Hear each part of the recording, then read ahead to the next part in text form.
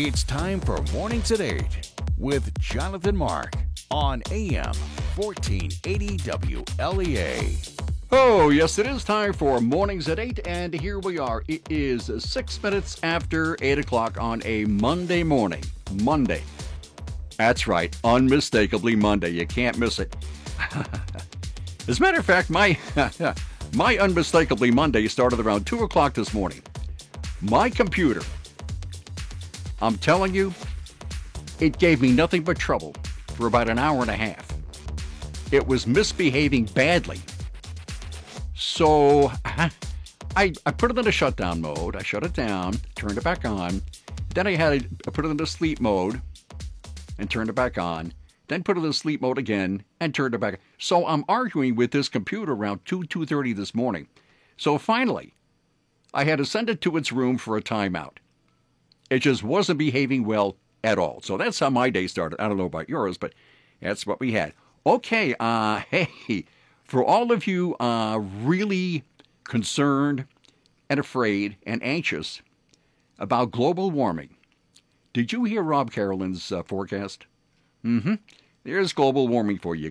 You can't miss it. There's an irrefutable sign of global warming. So there we are. Tomorrow night, we're going to have a low between 10 and 15. We're expecting 2 to 4 inches of snow overnight. And there you go. There's global warming for you. As a matter of fact, according to CNN, the Arctic blast this week could break more than 200 records across the U.S. And it isn't record highs, it's record lows. That's right. On Monday, temperatures are expected to plummet in the Great Plains before moving further east on Tuesday and Wednesday.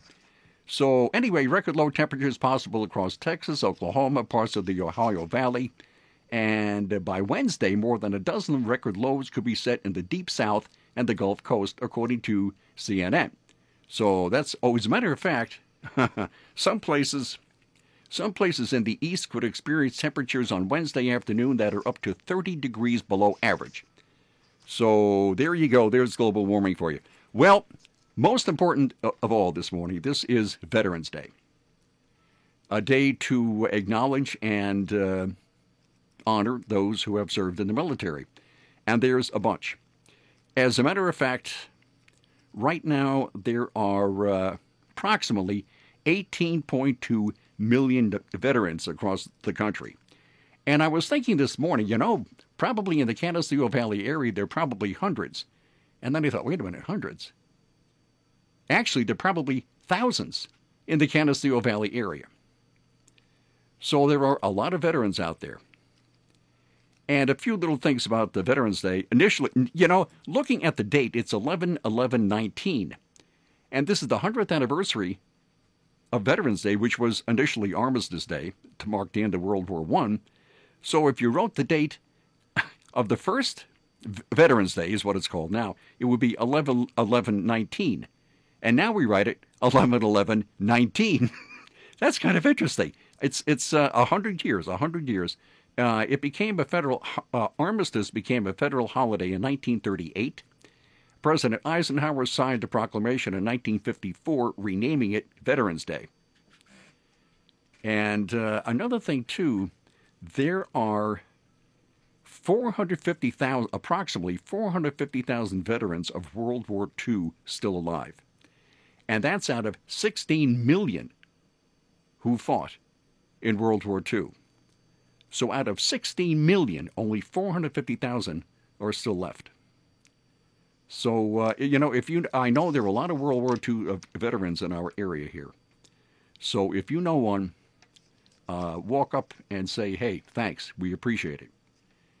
Because what they did was just absolutely remarkable. Just remarkable. Matter of fact, I think anybody who serves in the military, a lot of people serve in peacetime. And you say, well, if there's no war, what's the military? Well, the military is doing a lot. In the first place, they're probably preventing a war. Okay, so even if you serve in peacetime, you're still doing something very, very important. And thank you very much. We really do appreciate it a lot.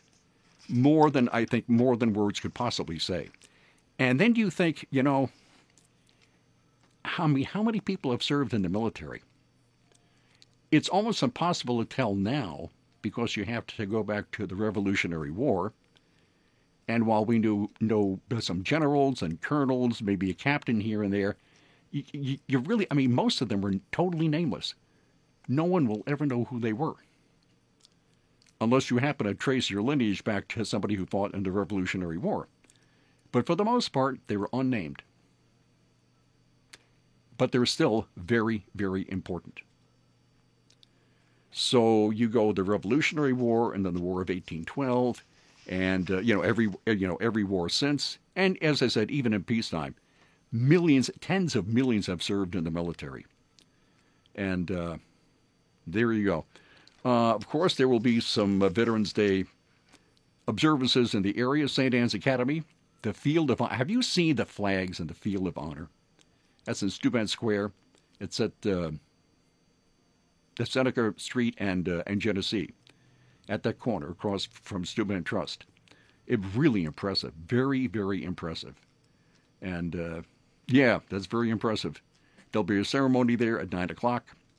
And it starts with a procession from the Steuben, the St. Anne's Academy to the field. And then at 11 o'clock, as usual, there will be a ceremony at the south end of the Broadway Mall. And that's organized by the VFW. And there'll be a lot of speakers there. The AMVETS will be there. The American Legion, the Hornell High School Choir will be there also. So that's always very, very what would the word be? Moving. A very moving ceremony. So that's coming up at 11 o'clock at the south end of the Broadway Mall. Oh, let me see. What else have we here? Well, two things out of Albany dealing with veterans. And both of them are pretty neat, I think. Yes. The military veterans and their spouses will no longer have to pay when they apply to study in the SUNY and the City University of New York systems, according to the governor. He announced yesterday that it will save former service members and their husbands or wives between $50 and $65 each, because in order to apply, you have to pay this fee, but that fee is going to be lifted. Now, it doesn't seem like much, but it's a gesture, you know. And the governor said, generations of New Yorkers have fought to preserve the freedoms and ideals of the state and nation at great personal sacrifice, and we must do everything we can to support them once they get home. So he calls it a tool. It's waiving the fee is a tool to, help them adapt back to civilian life. And oddly enough, it is. It's a wonderful gesture. As I said, it's not a lot of money, but it's a really, really good gesture. And one state college official, he or she is unnamed. They said, quote, it's an unfunded mandate. That's an unfunded mandate. He or she said nobody disputes it's a good cause for veterans, but no additional funding is being provided. That means the money in part could have to come from the tuition of other students. Well, I could see why they are unnamed. Boy, that, to me, I don't know, man. It really seems kind of mean-spirited. It really does. I mean, it really does. $50 to $65. Well, wow, big deal. You know what I mean? I mean, I don't think the colleges and universities are really going to suffer from that. That really does seem just a little mean-spirited, but it's a nice gesture on the governor's part. And something else the governor announced yesterday. The state plans to establish New York's first state veterans cemetery. As a matter, New York is one of only a few states nationwide that does not have a state veterans cemetery. And the governor says he wants to fix that. Now, he doesn't say exactly where this is going to be placed or when it will be established, but he does want to start the first state veterans cemetery in New York. And let me see here. Right now in New York State, there are approximately 750,000 veterans in New York State. 750,000 veterans. And as I said, a lot of them right here in the Canisteo Valley area. Well, from here, where do we go? Oh, this was up in Albion. 3 students have been arrested and charged with a plot to attack Albion Middle School using explosives and guns. This is a middle school. Albion Police Chief Roland Nenny announced Friday afternoon that the plot had been mitigated after the school resource officer assigned to the district was alerted by school officials about a threatening message about students committing violence against one another. Now, this I got from Wham Radio in Rochester. And on Wednesday, district officials said they had removed multiple students from school due to inappropriate threatening messages and images being shared through a gaming message app called Discord. And the threat was eventually determined to be not just against one student, but involving the middle school at large. The students had reportedly planned to go into the middle school with explosives, incendiary devices, and firearms and kill or injure students and staff. The students had also set a date to execute their plan. Now, everybody involved here is under the age of 16, and they're charged with conspiracy, and the cases will be handled in family court. That is pretty alarming. And that, as I said, I got from Wham Radio in Rochester. Well, on a slightly lighter note, you know the big tree in the Rockefeller Center? It's a a really big tree in Rockefeller Center in New York City. Well, the tree this year came from Orange County, and it was scheduled to be put up in Rockefeller Center over the weekend, this past weekend. It's 77 feet tall. It's a Norway spruce, if you want to know. It's 77 feet tall and 46 feet in diameter. And the first Rockefeller Center Christmas tree was put up in 1931. It weighs 14 tons, and the history of this tree is kind of neat. It was planted, was planted in 1959 by a lady, what's her name, Carol Schultz in Orange County. And she planted it in 1959. And first she planted it in a pot, a little pot. And she had it on a coffee table, this 77-foot tree, which is how tall it is now. Anyway, it was a little teeny tiny little tree in 1959. And she had it in a pot on a coffee table. Then she planted it outside. And apparently it really liked the environment, and it grew and grew and grew and grew. So now it's 77 feet tall. It's going to be decorated with 50,000 lights.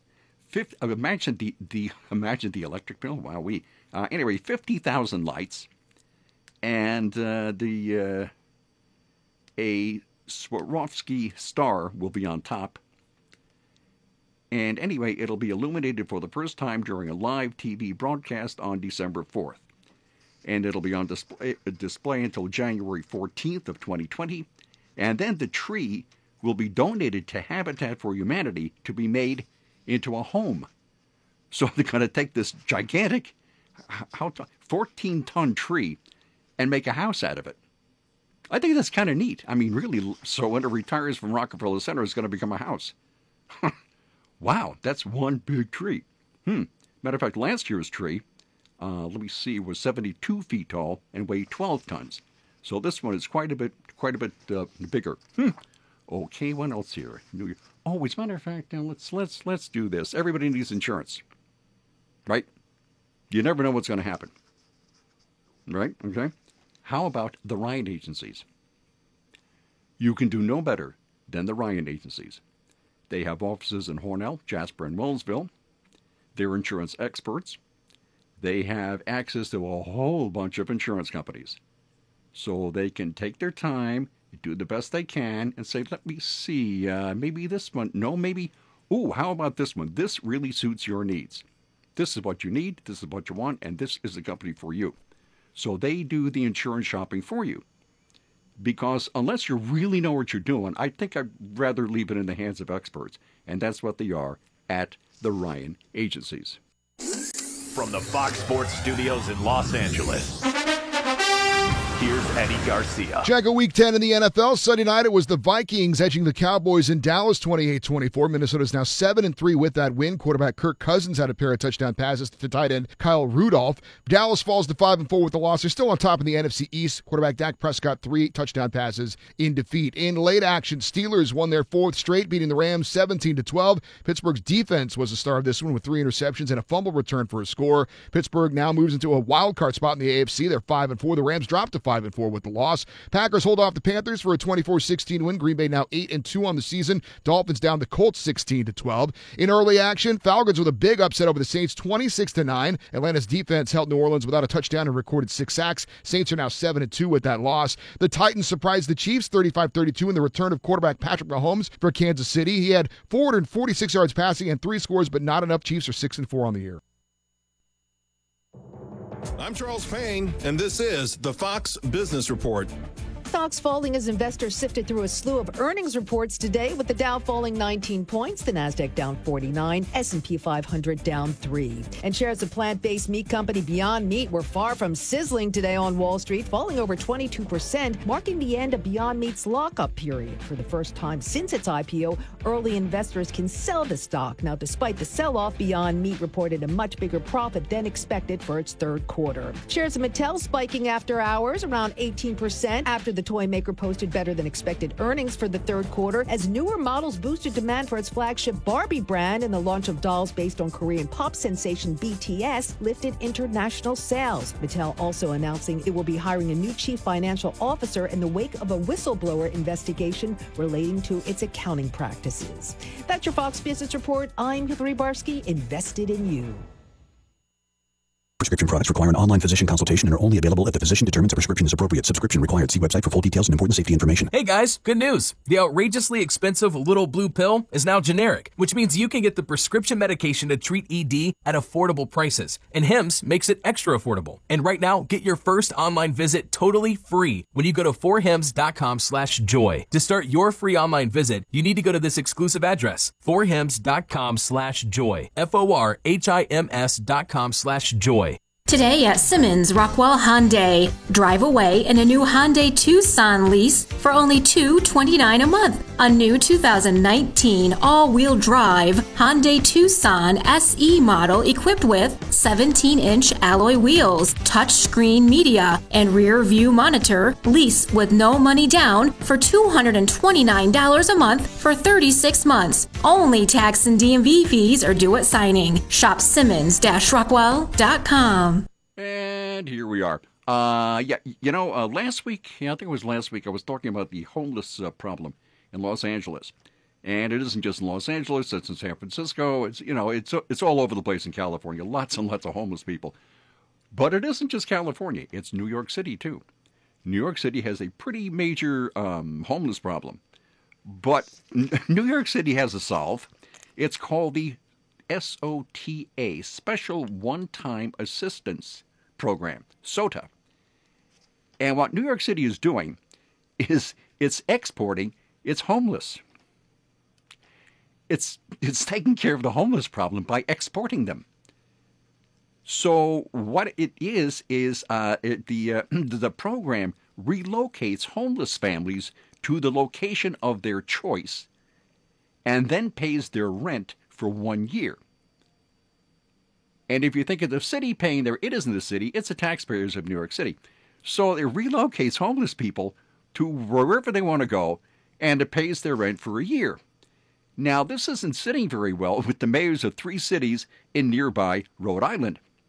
So the mayors of Providence, Pawtucket, and Woonsocket have sent out a joint statement calling the move irresponsible. Really? It says in this joint statement, based on the information in the New York Post's article, this is an outrageous example of bad public policy. So they really don't want these homeless people there.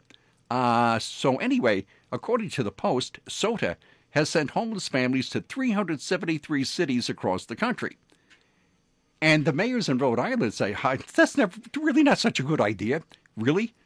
So the mayors say they are financially distressed cities like theirs, or that financially distressed cities like theirs already struggle to provide care, and that a potential influx will tax their limited resources further. and they're calling on state leaders to help coordinate a response.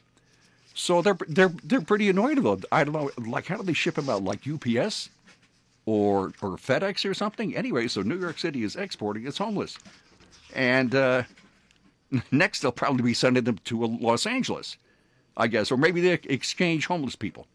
Los Angeles can export their homeless to New York City, and then New York City can send theirs to Los Angeles to be out in the sunshine. I don't know. It's kind of a weird thing, but that's what they're doing in New York City. And from there, speaking about California and sunshine, this is okay, Canisteo Valley area residents, Southern Tier residents, Western New Yorkers in general. A UC Berkeley instructor says rural Americans are bad people. This is from Breitbart. An instructor at UC Berkeley, yes sir, argued that rural Americans are bad people who have made bad life decisions in a tweet that he's since taken down. UC Berkeley instructor Jackson Kernian said that rural Americans are bad people in a tweet last week. Now, Kernian is a graduate student studying philosophy, and he's taught 10 courses at UC Berkeley over the past few years. The tweet, which was highlighted this week by Campus Reform, was deleted after it sparked criticism. Gee, I can't imagine that. And he said, I unironically, I didn't know that there was such a word as unironically, which would be, I don't understand it. But anyway, well, the guy's really brilliant. So, hey, who am I? He says, I unironically embrace the bashing of rural Americans. They, as a group, are bad people who have made bad life decisions. Some, I assume, are good people. But this nostalgia for some imagined pastoral way of life is stupid, and we should shame people who aren't pro-city. It should be, he went on here, it should be uncomfortable to live in rural America. It should be uncomfortable to not move, Kernian wrote in a follow-up tweet. What? This is insane. He majors in philosophy. Okay, so that's what philosophers think, eh? Rural Americans are bad people who have made bad life decisions. You know, I'm glad that this idiot is 3,000 miles away, okay? It'd be better if he was even further away. But how do you like that? Rural Americans are bad people, says this guy who teaches at Berkeley. Yes, sirree, Bob. You gotta love California. Okay, fine. That's it. That's it for this morning show, and I will see you tomorrow. Bye.